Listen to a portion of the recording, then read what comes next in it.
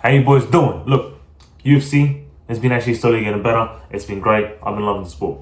And boxing, on the other hand, is another combat sport which was very famous. And recently it linked with TKO, UFC, wrestling, whatever. And I've slowly been realizing that boxing is slowly getting fixed. It's not good to do with Dana White. I'll tell you that right now. Not good to do with Dana White.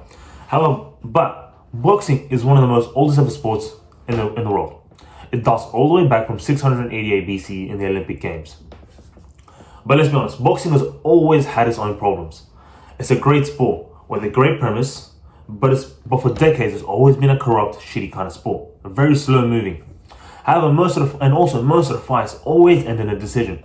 And the only really interesting fights that are interesting about that fight is the controversial decision. If it's a whooping, no one really cares. Like when Lomachenko whoops someone, no one really gives a shit, just admires in that performance. Or it's a controversial decision. Loma versus Haney, Tank versus that guy. But now we are finally having fights that the boxing promoters, the boxing fans, and even MMA fans have been wanting for ages. And it's mostly because of being more money into the sport, which is not corruption, I'll be honest with you. But the Saudis funding this whole thing, especially with the UFC, has been making it amazing. And we're getting amazing fights, we're getting amazing cards, especially with the UFC. However, just the timings are a bit shit, but that's a whole different premise. We've got Bivol versus Arthur Beterbiev, 1, 2, 3. Many other fights. We've got Francis Ngannou versus Joshua. And now we have Canelo versus Buffett. I'll be honest with you, boxing is slowly healing. I'm actually loving it. I'm liking that the boys are fighting the boys. The tops are fighting the top. And now I'm looking at the pound for pound list, as I did many years ago when I was in school, when I was a young lad. And I'm quickly realizing that all these fighters are no longer undefeated. Most of them are not undefeated. And everyone knows in boxing that basically when you lose the O, you're basically gone. It's khalas, it's done.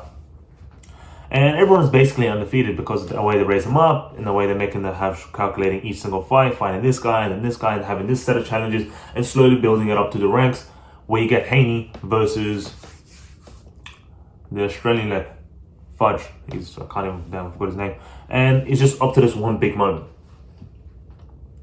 They basically treat them like Pokemon cards, basically babying them up until they get to the title fight.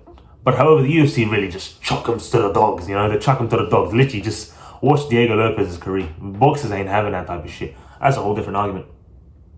But now back to the list of the pound for pound. Number one is Usyk. He is undefeated, 100%. But he has been challenged and he has been fought. He fought, I think, Fury 3 times and all them other lots. He is undefeated. Anyway, he is undefeated. Crawford is undefeated, but he's going to be fighting Canelo, and he is, I'm pretty sure he is not the favorite in that fight, and he's the underdog. Bivol is no longer undefeated. Beterbiev is no longer undefeated. Canelo is no longer undefeated. The number 9th ranked Taraji is not undefeated.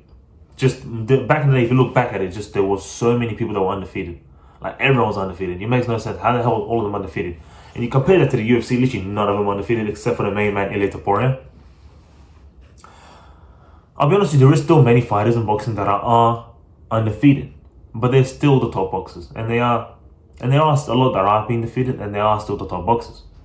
Additionally, with these Saudis, they have some mad fun fights, and I'll be honest with you, they've been actually making some good cards, some UFC level cards, like on paper, which just would never happen, or it would just take ages for it to be booked. Chris Eubank Jr. versus Conor Benn, which is a fight that took ages to be made, and when it was finally made, it was only made for one thing specifically: Saudi investment. So, I'll be honest with you, alhamdulillah, boxing is at least getting more funner. We're getting greater fights. We're getting the things that we wanted. We're getting some good co-main events. I remember there was at one point Bivol was a co-main event. Like, what? Oh, come on. Bivol's co-main event? That's not happening. It's getting more funner. There's better fights. And I'm really looking forward to Buffett versus Canelo. I hate that the UFC is really promoting and not really focusing on their lads. At the end of the day, I don't really care. I'm a combat sports fan. I just want to see guys get knocked out and really try to learn from them. It's pretty fun.